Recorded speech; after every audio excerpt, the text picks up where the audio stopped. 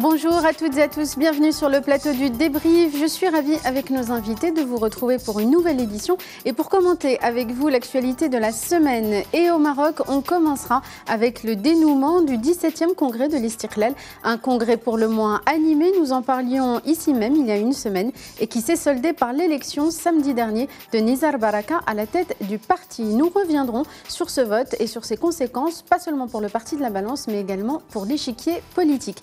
Et puis dans le sujet international et à l'occasion de la visite au Maroc du Premier ministre russe Dimitri Medvedev, nous reviendrons sur les relations entre le Maroc et la Russie et leur portée géopolitique et économique. Et pour nous accompagner durant ce débrief aujourd'hui, nous avons avec nous sur le plateau Narim Kamel, directeur de publication de Quid.ma. Bonjour Narim. Bonsoir. Vous allez bien?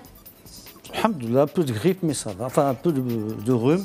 Tenez le coup, mais qu'on baisse. Là, je vais tenir le coup. À vos côtés, Aziz Boustin, directeur de publication du Panorama Post et du site Moatin. Merci également, Aziz, de nous avoir rejoints. Bonsoir Hanan. Et enfin avec nous aujourd'hui, Abdelhafid Oualalou, le vice-président de l'Institut marocain des relations internationales, l'IMRI. Merci beaucoup, monsieur Oualalou, de nous avoir rejoints également. Bonsoir et merci pour l'invitation. Alors, je le disais, on commence avec ce congrès de l'Istiqlal. Nous y sommes revenus longuement la semaine dernière. Entre-temps, il y a eu donc l'élection et la désignation du nouveau secrétaire général samedi dernier. Nizar Baraka a été élu et avec une large avance. Alors, si sa victoire n'est pas une grande surprise, est-ce que le score, néanmoins, on rappelle qu'il a obtenu 924 voix contre 230 pour Chabat. Est-ce qu'on s'attendait à un tel écart? Aziz Boustin. Une fois n'est pas coutume, on commence par vous. Oui, il faut changer parfois. L'écart qui a été réalisé, de score, de voix qui a été réalisé entre Nizar Baraka et Hamid Chabat n'est pas véritablement surprenant parce que quand on discute avec les gens, les congressistes, enfin les membres du Conseil national, il y avait une nette majorité. Mais alors là, vraiment une nette majorité. Et puis j'étais là-bas ce samedi dernier quand il y a eu l'élection. À voir la fébrilité de Hamid Chabat et des gens qui étaient avec Hamid Chabat, on se doutait bien qu'il allait y avoir un tel écart. Et puis aussi, il y a eu pas une bagarre, non, mais disons une forte résistance, une résistance virile de Chabat et de ses partisans pour qu'on laisse tout le monde entrer dans la salle, alors que c'était très bien organisé. C'était avec des cartes d'électeurs électroniques, avec vérification à l'entrée par carte nationale, et puis filtrer les votants par vingtaine, 20 par 20 par groupe de 20 qui rentraient, donc c'était parfaitement maîtrisé. Hamid Chabat a essayé de résister à ça. Il est venu à un moment au desk de la presse pour s'en plaindre en disant « ouais, c'est pas normal, les membres du Conseil national sont dehors, vous-même vous êtes dehors, les gens de la presse, c'est pas normal, c'est pas... » Donc il y a eu une petite résistance, mais après... Tout le monde disait que Hamid Chabat, en fait, avait perdu à 9h du matin quand le vote avait véritablement commencé, parce qu'il était question qu'il fasse tout pour reporter encore les statuts du parti, les Donc documents. il y avait une volonté de saboter ce vote samedi de la part des partisans? Saboter une velléité, pour le reporter. Pour le reporter, voilà, pas pour saboter, non. En fait, il voulait durer le plus longtemps possible et les règlements du parti lui donnent le droit de reporter en cas de litige, en cas de problème logistique, comme ça s'est passé la semaine d'avant. Donc, il avait voulu, et puis, bon, même lui, je pense que de guerre là, s'il a laissé tomber parce qu'il a compris et qu'il fallait commencer déjà samedi à penser à la période de l'après-17e congrès. Alors, Nizar Baraka a donc gagné avec une nette avance. Est-ce que c'est aussi ce grand décalage, un désaveu? Je ne sais pas si vous l'avez dit, mais une nette avance, c'est 924 contre 230. Oui. Donc voilà, ça fait quand même 4 Alors, je dois d'abord dire une chose. Moi j'ai été surpris par le score. Je croyais que Chabat et ses amis allaient offrir une plus forte résistance. Parce que c'est un homme de l'appareil, parce qu'il contrôlait à peu près tout l'appareil de l'Istiqlal en dehors de la scission qui s'est déroulée au sein de l'UGTM. Bien sûr, il y a une partie de la jeunesse qu'il a laissé tomber, et notamment le trio de ses amis les plus fidèles, qui sont Abdullah Bqali, Adil Ben Hamza et Abdelkader El-Kihel. Mais un score sans appel, comme celui qui a eu lieu, j'avoue que pour moi, ça a été une surprise. C'est un désaveu? Ça veut dire deux choses. Je ne veux pas parler de désaveu maintenant, ça veut dire deux choses. Ça veut dire que l'appareil des inspecteurs, qui est un rouage fondamental dans le fonctionnement du parti de l'Istiqlal. Alors, pour expliquer à ceux qui ne savent pas ce que c'est, on va dire que les inspecteurs sont, pour l'Istiqlal, les équivalents des gouverneurs dans les provinces et les préfectures, donc, et les régions. Et c'est eux, c'est des salariés du parti. C'est des militants, mais c'est des salariés du parti qui sont rémunérés, qui ont des moyens logistiques, qui ont des bureaux. Et donc, c'est eux qui contrôlent régionalement, et c'est eux généralement qui façonnent les congressistes et qui façonnent le Conseil national.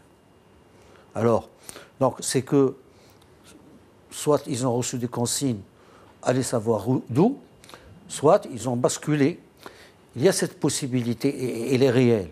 L'autre possibilité, que peut-être le côté versatile de Chabat, tout au long de ces 5 dernières années, ces changements d'alliance improbables. Sa sortie du gouvernement.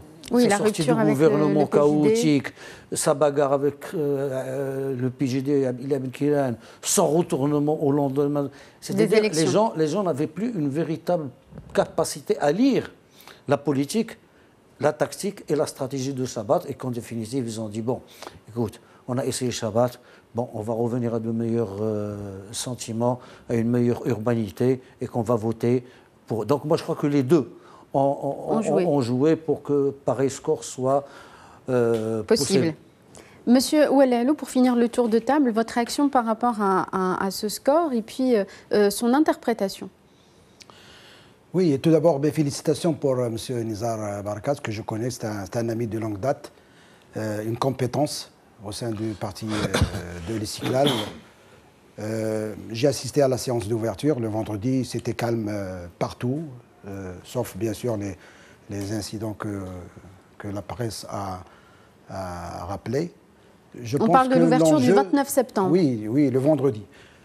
Je pense que l'enjeu, c'était et l'élection du secrétaire général et l'élection du comité exécutif. On va y revenir dans un instant sur la question du comité exécutif.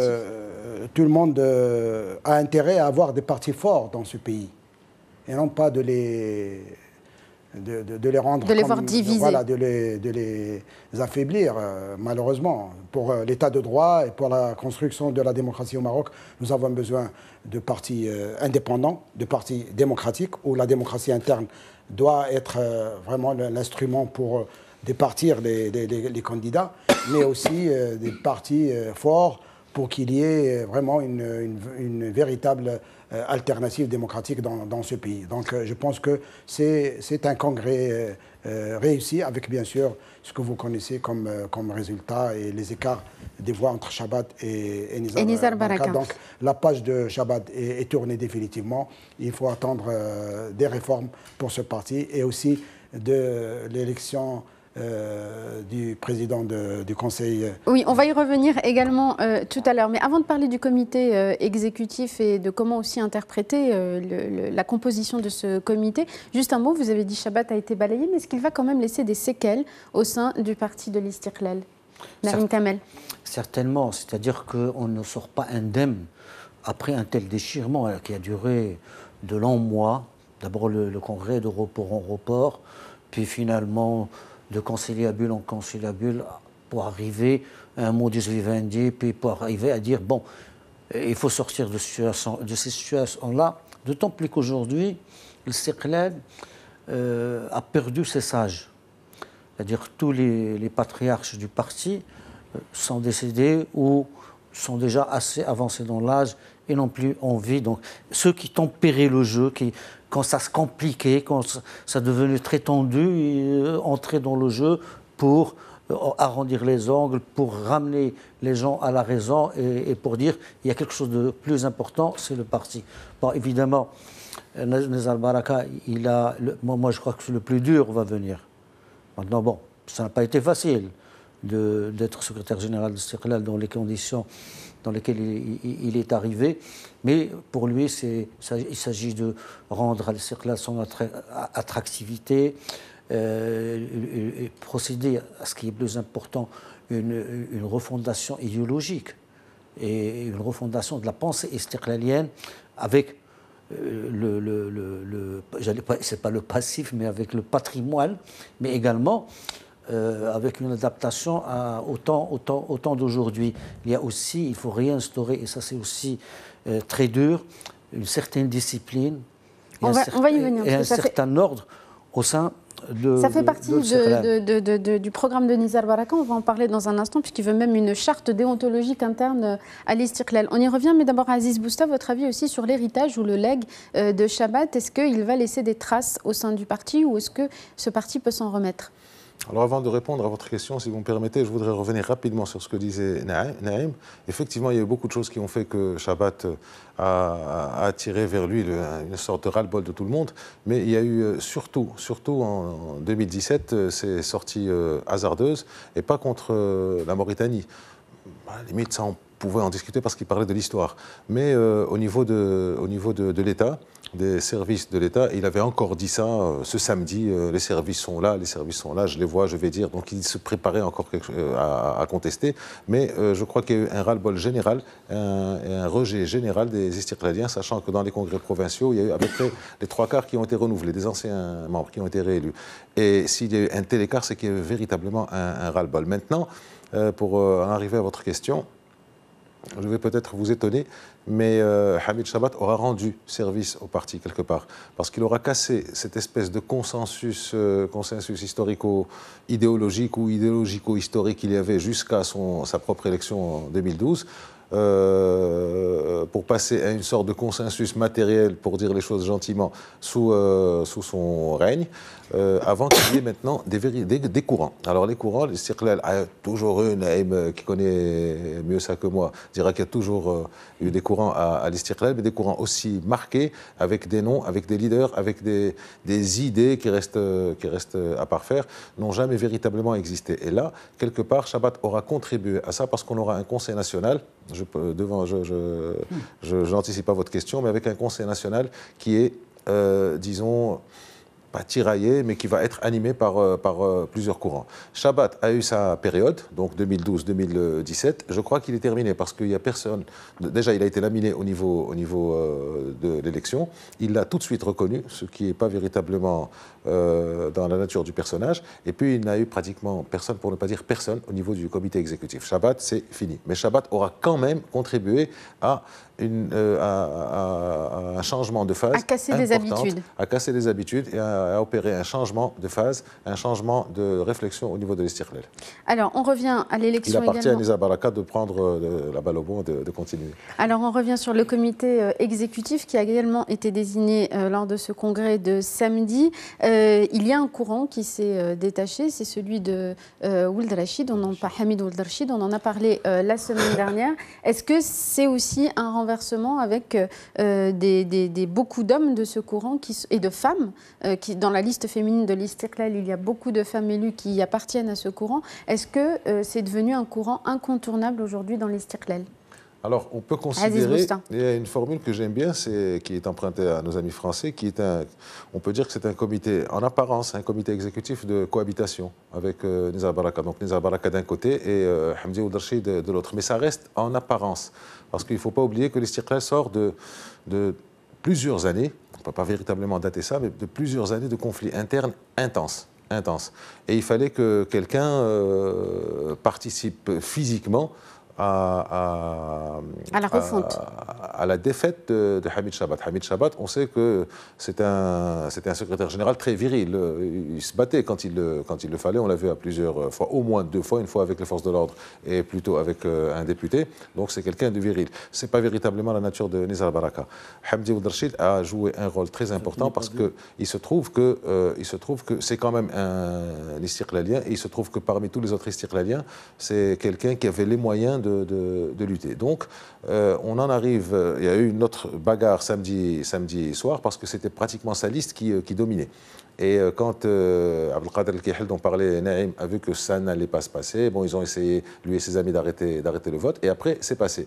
Donc, on peut dire que Nizar Baraka dirigera le parti avec son comité exécutif de cohabitation, mais non, ça s'est arrêté parce qu'on peut considérer que sur les 26 ou 27 membres qui sont élus, dont une grande partie vient de la liste de Hamdi Ould Rachid, il y a une bonne moitié, même plus que la moitié, qui jouera à l'électron libre, qui fera ce qu'il faudra, ce qu'elle jugera bon de faire, ce qu'ils jugeront bon de faire, les membres. Il y a un noyau dur au niveau du comité exécutif de 7-8 personnes et un noyau dur de Hamdi Ould Rachid.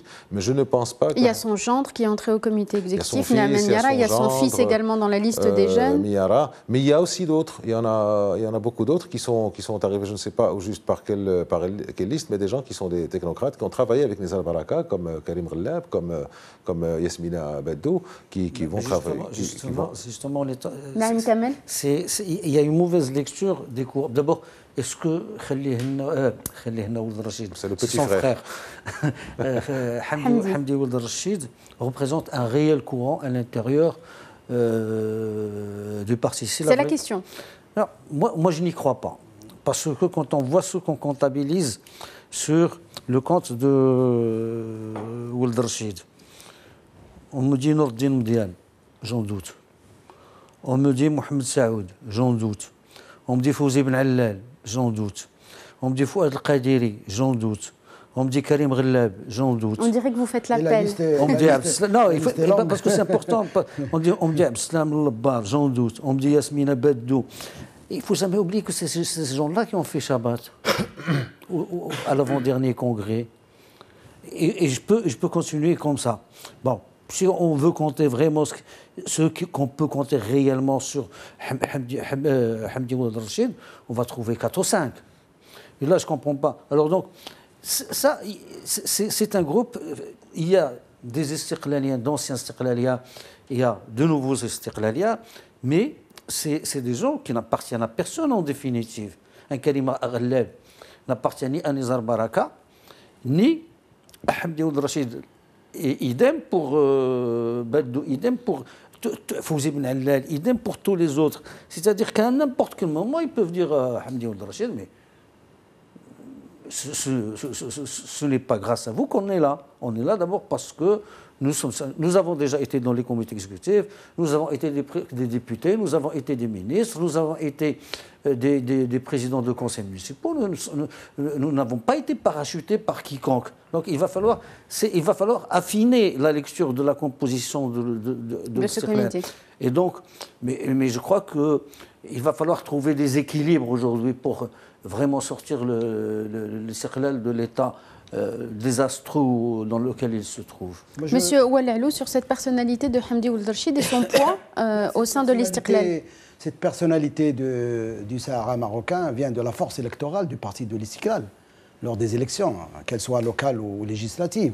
Et je pense que c'est cette force électorale dans les provinces du Sud, ajoutée à cela la force électorale du parti de l'Istiqlal dans la région du Souss, Messa, Taroudant, et c'est pour cela qu'il y a M. Qayyouh et son fils. Donc je pense que c'est cette force électorale qui a poussé qu'il y ait un autre rapport de force au sein du Conseil national qui a donné l'actuel... C'est la légitimité des urnes? Je pense que ça fait partie des arguments de Ould Rachid et de M. Qayyouh pour dire que nous avons une légitimité, nous représentons, nous avons des élus, et c'est grâce à ces élus que vous avez un tel groupe parlementaire qui va peser peut-être plus tard pour une nouvelle alliance gouvernementale. Donc je pense que c'est ça la force, l'argument de force. Bon, bien sûr, M. Chabat, un syndicaliste, il a perdu là la mairie de Fès, il a perdu le GTM, le syndicat, il a perdu bien sûr actuellement le secrétaire général, mais ce que j'ai remarqué, c'est que Chabad, lors de la session d'ouverture, son discours était pesé, responsable. Il s'est focalisé sur la question nationale, sur le Sahara, sur les fondamentaux de l'Istiqlal, sur le poids de l'Istiqlal tout au long de l'histoire du Maroc depuis 1944. Et aussi, il a évité de rentrer dans les affaires internes de l'Istiqlal et tout ce qu'a connu l'Istiqlal pendant les derniers mois. Donc je pense qu'il était responsable. Il attendait les résultats, mais même juste après ces élections du secrétaire général, on a vu ça lors de la clôture, que Chabad a félicité M. Nizar, disant que je suis un bon joueur, j'accepte les résultats, j'accepte l'échec, et je pense que ça peut aussi donner un grand souffle pour que Nizar réussisse d'être l'homme fédérateur au sein du parti de l'Istiqlal, et qui en a besoin, parce qu'il y avait tellement de problèmes internes, de personnes, de courants. Oui, on l'a dit et redit à plusieurs reprises. Le Sud, Fès, Rabat, Salé, les familles, etc. Je pense que Nizar peut jouer ce grand fédérateur pour aller sur des questions fondamentales, sur l'économie. On va y revenir sur le chantier qui attend maintenant Nizar Baraka. Juste pour terminer sur toutes ces élections des instances au sein de l'Istiqlal, le secrétaire général est désigné, le comité exécutif est constitué. Il reste à désigner le numéro 2 du parti, le président du Conseil national. Plusieurs noms circulent. Est-ce que là aussi, ça va donner un peu une idée de à quoi va ressembler la politique et la vision de l'Istiqlal dans les prochains mois et les prochaines années? Naïm Kamel. Bien sûr. Il y a les noms de Nourdine Moudienne, d'Abdelwahed El-Fassi qui circulent pour ce poste. Même si le rôle du président du Conseil national n'est pas vraiment déterminant. C'est un poste qui est presque honorifique, qui a été créé, je ne sais à quelle occasion, qui est devenu la mode un peu dans tous les partis. C'est-à-dire, en fait, c'est devenu un poste qu'on donne aux députés. On va dire. C'est quoi? C'est un lot de consolation? Exactement, c'est le terme que j'allais utiliser. Un lot de consolation pour quelqu'un, pour lui sauver la face, lui sauvegarder un statut ou pour le promouvoir un peu par rapport à d'autres. Donc, c'est pas ça. Mais je ne crois pas qu'aujourd'hui, l'Istiqlal, s'il veut vraiment s'inscrire dans la perspective de 2021, et il n'a pas beaucoup de temps, il n'a que 4 années, c'est pas beaucoup en termes de vie politique, pour redresser le parti, et les chantiers ne sont pas minimes, ils sont énormes, et il faudrait qu'il y ait un débat d'idées, oui, mais il faudrait essayer d'éviter qu'il y ait des clivages. Parce que si on rentre encore dans des clivages, il va falloir rentrer dans de nouvelles querelles. Mais quels pourraient être les objets de clivage? Alors, je ne sais pas, est-ce qu'on rentre au gouvernement avec le PJD, à un prochain remaniement? Donc c'est sur le positionnement du parti. Sur le positionnement du parti, ça, il va falloir le décider. Et moi, je crois, personnellement, ça c'est un avis personnel, je ne suis informé de rien de ce qui se passe à ce niveau-là chez eux. Je crois que l'Istiqlal, aujourd'hui, d'ailleurs, je crois que Nizar Baraka l'a dit avant bien le Congrès, il dit qu'il va falloir qu'on sache où se trouve l'Istiqlal, dans l'opposition ou avec la majorité. Ça, c'est une première question à trancher. Elle est essentielle. Mais je ne crois pas que l'Istiqlal, je reviendrai peut-être tout à l'heure pour développer pourquoi, mais je ne crois pas que l'Istiqlal, aujourd'hui, a intérêt à entrer dans la majorité. Il doit aller occuper l'opposition qui devient de plus en plus désertique.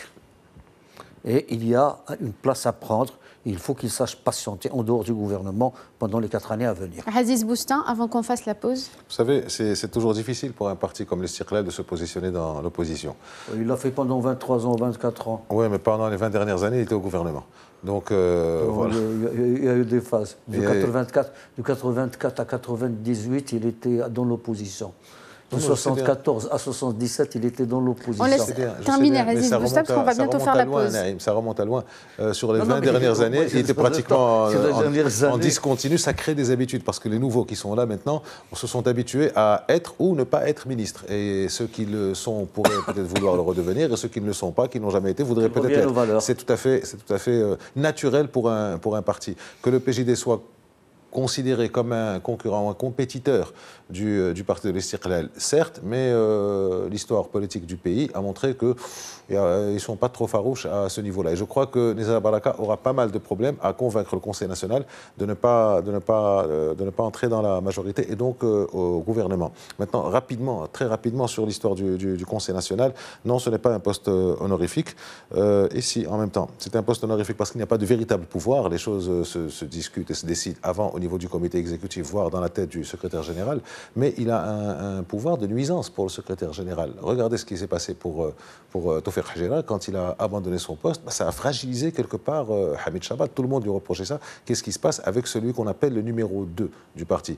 Pour la présidence du Conseil, il me semble qu'il est légitime que ce soit Hamdi Ould Rachid qui a été élu avec un score fleuve, qui approche un peu celui de Nizar Baraka. Il a été élu avec 710 voix. 200 voix d'écart quand même. 200 voix d'écart, mais c'est quand même beaucoup. 700 voix, c'est quand même beaucoup. Donc je pense qu'il y a une légitimité à ce qu'il y ait Hamdi Ould Rachid.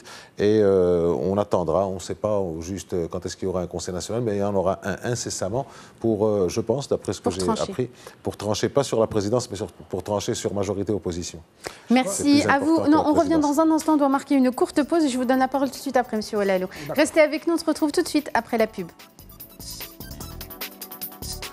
Nous sommes de retour sur le plateau du débrief. Merci d'être resté avec nous. Juste avant la pause, Monsieur Oulalou, vous vouliez également réagir sur, on évoquait le positionnement de l'Istiqlal par rapport au gouvernement. Exactement, c'est la question que se pose tout le monde.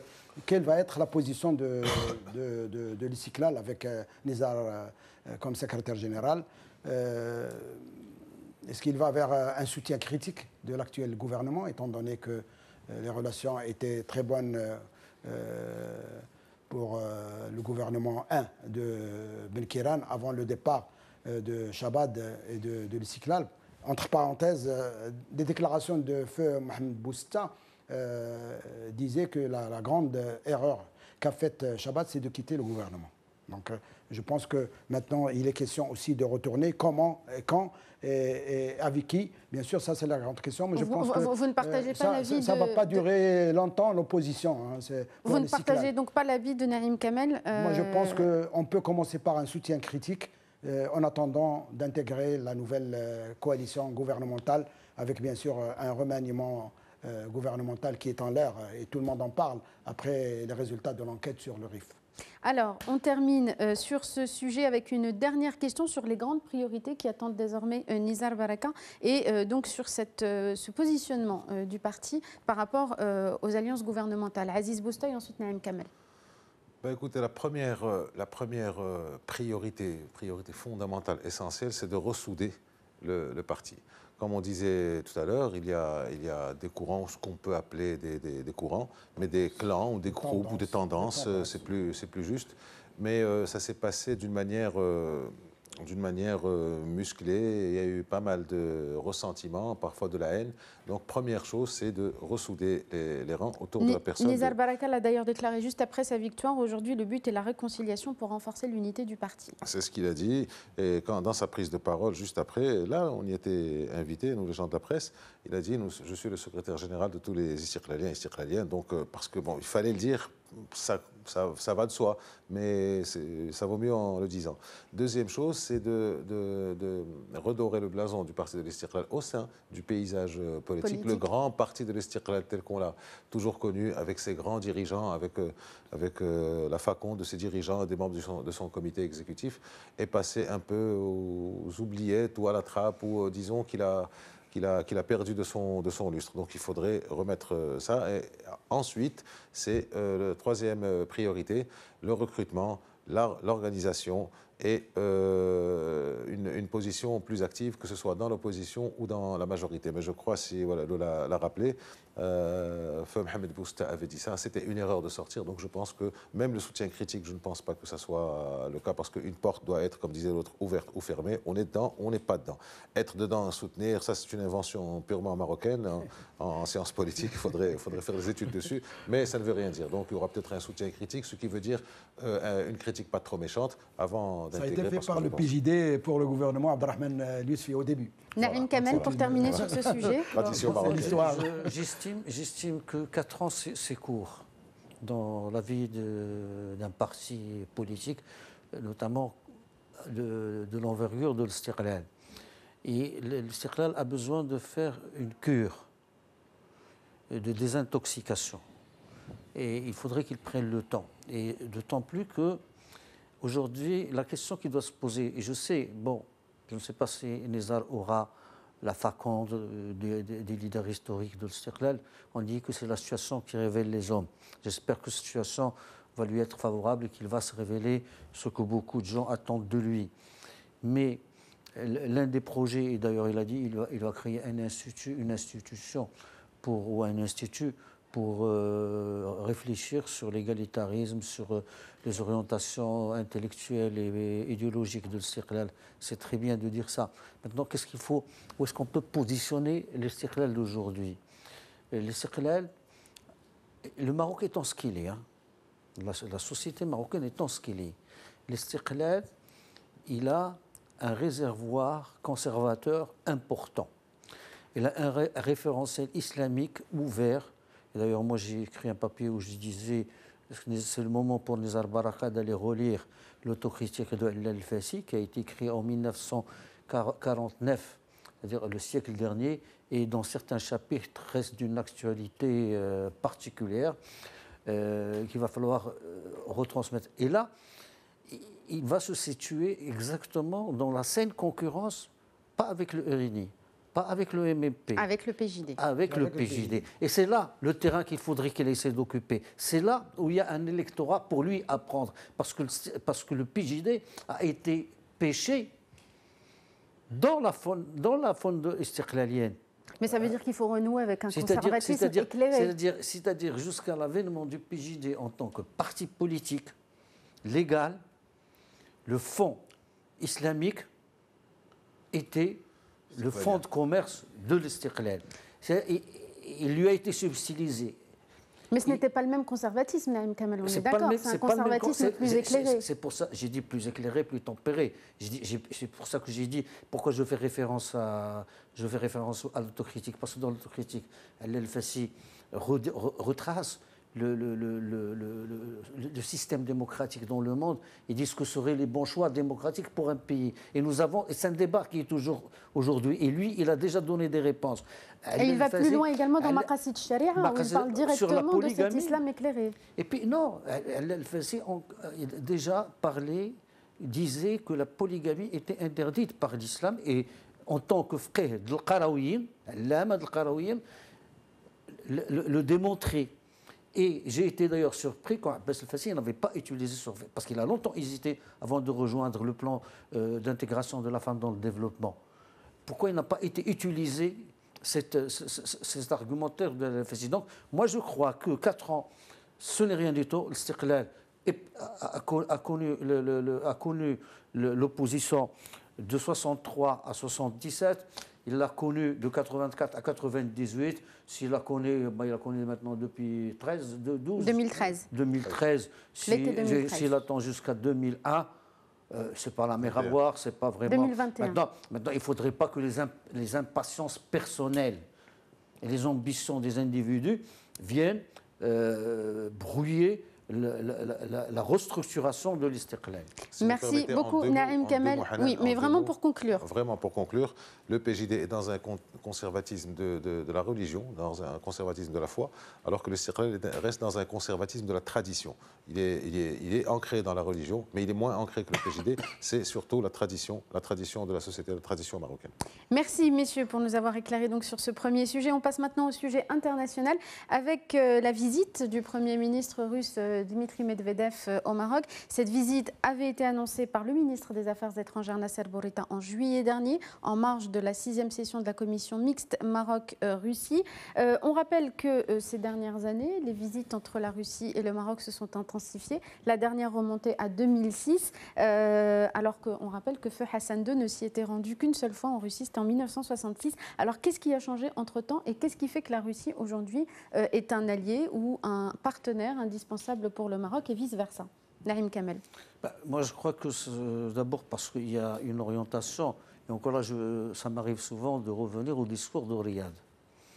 C'est la seule référence à la matière. À la matière du roi Mohammed VI, où il a dit nous avons nos choix économiques, nous avons nos choix sociétaux, mais nous avons aussi nos alliances, et que nous sommes libres de nos alliances et de rétablir ou d'établir des alliances de manière à ce qu'elles soient d'abord mutuellement profitable, mais également, surtout, profitable au Maroc. Or, aujourd'hui, le Maroc n'avait aucun intérêt à se trouver en tête-à-tête avec des puissances.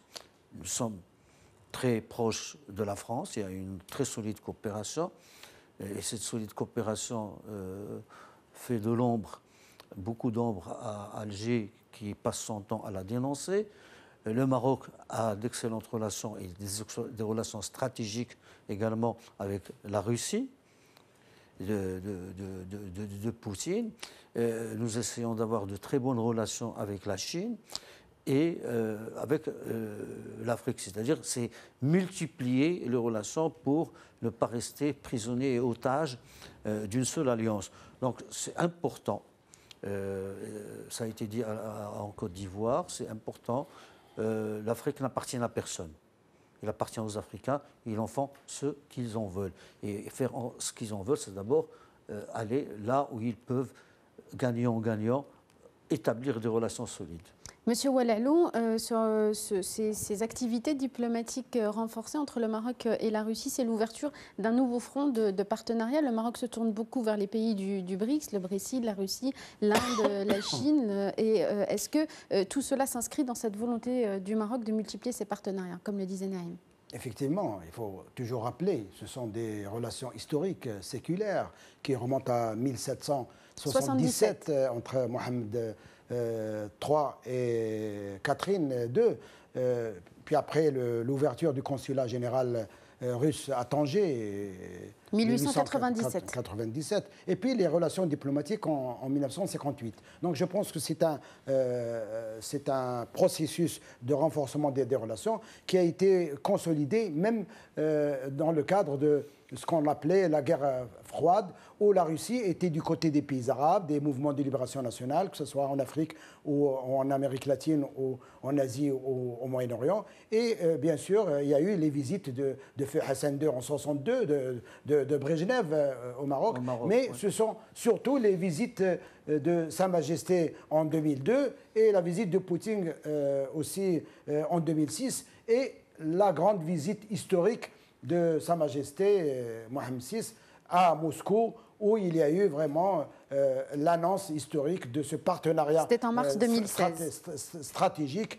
Et bien sûr, le corridor vert, on va en parler dans les relations économiques. Mais je pense que ça a coïncidé avec le retour de la Russie, la grande Russie, que Poutine rêvait après, bien sûr, la chute du mur de Berlin et la disparition de l'URSS. Donc, entre 1989, chute de Berlin, et 2003, intervention américaine en Irak, il y a eu un vide au niveau de la diplomatie russe dans la région du Moyen-Orient, mais aussi dans le monde. À partir de 2003, Poutine, avec son équipe et l'actuel Premier ministre qui est passé aussi comme chef d'État, Medvedev, avait vraiment la volonté de dire que la Russie, la Fédération de Russie, a sa place sur la scène internationale. Et on comprend pourquoi la Russie maintenant soutient la Syrie dans la lutte contre le terrorisme. Et je pense que les relations commerciales, économiques, militaires et diplomatiques suivent suite à cette nouvelle dynamique qu'a donnée Mohamed V dans le cadre de la coopération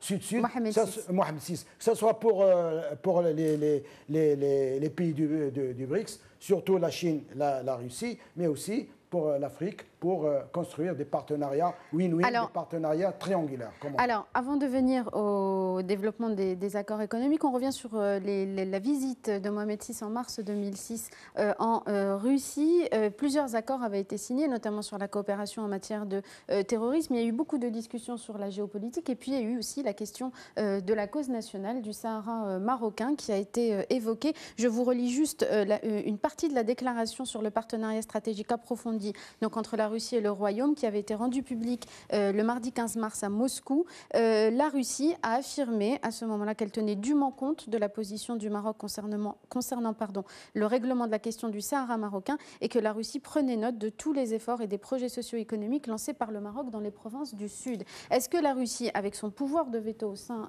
du Conseil de l'ONU, est aujourd'hui un allié important pour le Maroc? Naïm Kamel, sur ce dossier en particulier. Je ne le crois pas.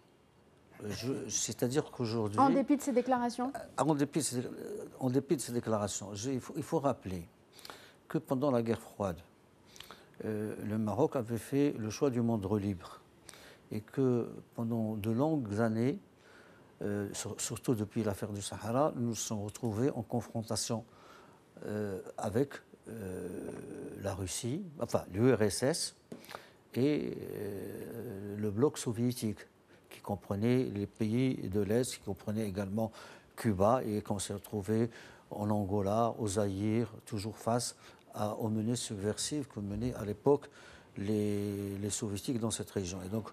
Et pendant toute cette période, jusqu'à la chute ou l'implosion de l'Empire soviétique, la Russie, le bloc soviétique, c'est lui qui réussissait à nous mettre en minorité devant la 4e commission de l'ONU, qui réussissait à nous mettre en minorité à l'Assemblée générale de l'ONU. D'ailleurs, c'était un bloc tellement fort qu'il mettait également en minorité les États-Unis d'Amérique, à tel point que souvent les États-Unis utilisaient leur veto, pas pour le Maroc, mais pour d'autres histoires, notamment pour Israël. Et pour revenir au temps moderne, le dernier Conseil de sécurité sur le Sahara, il ne faut pas oublier qu'il était très défavorable au Polisario, et en ce moment-là, c'est Moscou, c'est la diplomatie russe qui est sortie du bois pour en atténuer les termes au profit du Polisario et de l'Algérie, sachant que l'Algérie est un allié très important pour la Russie depuis l'indépendance de l'Algérie. Fathallah Oualalou, pardon, Monsieur Oualalou et ensuite Aziz Bousta. C'est vrai que ce que disait notre ami Kamal, le bloc socialiste, avec tous les partis communistes du monde, était du côté de l'Algérie, la révolution algérienne, les mouvements de libération nationale, que ce soit en Angola, l'Afrique du Sud. Bon, on connaît l'histoire. Et là, on ne comprenait pas pourquoi au Maroc, un parti ancien communiste, le PPS actuel, avait une autre position sur la marocanité du Sahara. Moi, j'ai eu l'occasion d'assister à plusieurs congrès internationaux il y a eu la confrontation avec des amis qui partageaient la même idéologie avec le PPS, mais qui malheureusement avaient une autre position, pour les thèses séparatistes et pour l'Algérie. Heureusement que la géopolitique dans le monde a changé, que bien sûr la Russie a revu ses positions et que le Maroc, avec sa nouvelle diplomatie, a fait des progrès pour dire que la marocanité du Sahara est une affaire nationale, sacrée, et il ne faut pas jouer avec l'intégrité territoriale et la souveraineté nationale. Je pense que c'est bien de rappeler tout ça, mais actuellement, comme ça a été dit, la dernière résolution du Conseil de sécurité sur la question du Sahara, la Russie a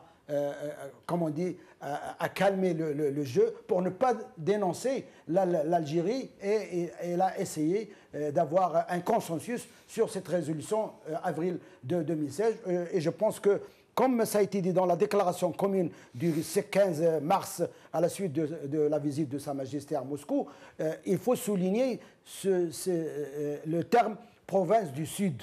Et quand Moscou parle des provinces du Sud, c'est bien la marocanité du Sahara. Et je pense que c'est à noter, et je pense que c'est un progrès, mais on reste toujours vigilant par rapport à toutes les positions de la Russie. On espère que ça va évoluer encore une fois largement positivement après le retour du Maroc à l'Union africaine, et la Russie a besoin du Maroc pour l'Afrique. Aziz Bousta.